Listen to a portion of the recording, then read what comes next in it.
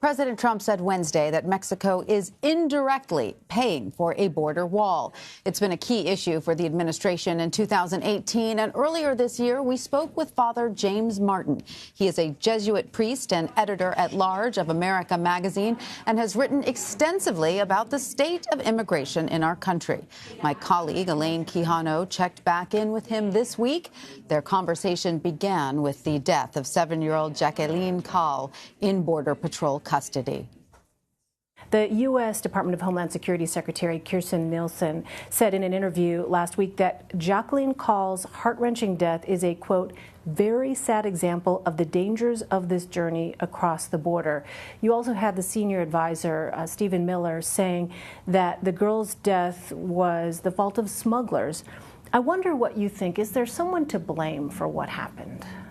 Well, I think both of those statements are baloney. In the first case, it's a very dangerous example of what happens when we don't welcome people, who are obviously fleeing for their lives.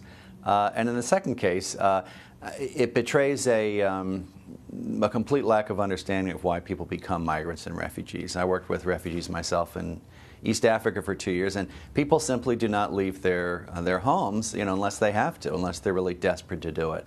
And so they're missing the boat in terms of understanding where these people are coming from and why they're trying to get into the United States. Their argument is that the parents themselves took these risks and put their own children at risk on these dangerous journeys, and that essentially if they had decided not to take that risk, that this little girl would be alive. Well, it's insane. I mean, go to a country where people are being, beaten and raped, and they're under sort of threat of violence all the time, right? As a lot of these people are coming from countries like that, and ask these people, why are you taking their kids out? They're fleeing to the United States to protect their kids.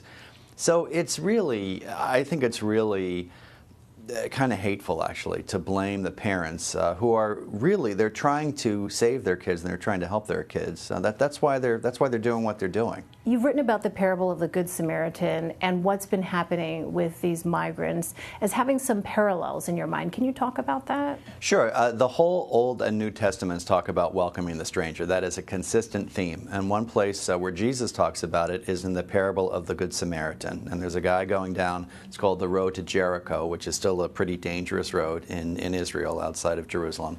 And he's beaten and left for dead. Two people pass him by, and finally someone who's a Samaritan, who's from a kind of hated religious group, in terms of the Jews at that time, stops to help him and binds up his wounds and takes him to the inn. Now, normally that's taken as an example of how we need to help people, right? We need to be a good Samaritan. But one of the underlying meanings of that story is that the Samaritan himself was putting himself at risk by stopping by the side of a dangerous road to help a guy. So, one of Jesus's points is not that we welcome the stranger when it's easy or when it's convenient or when we feel like it or when they look like us or when we, are okay with it, but we welcome the stranger even if there's some risk to us, even if it's dangerous, and even if it means sort of going the extra mile.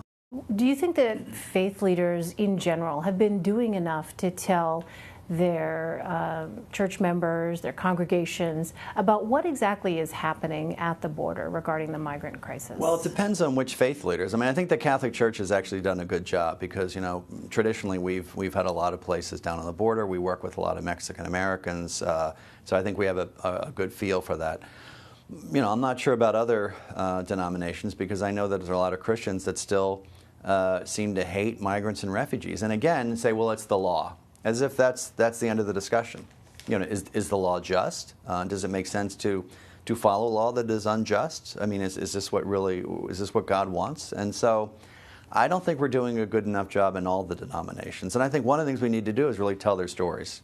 This is not this sort of faceless horde of people that are coming to, cause crime. These are primarily mothers and children, who are suffering, who want a better life.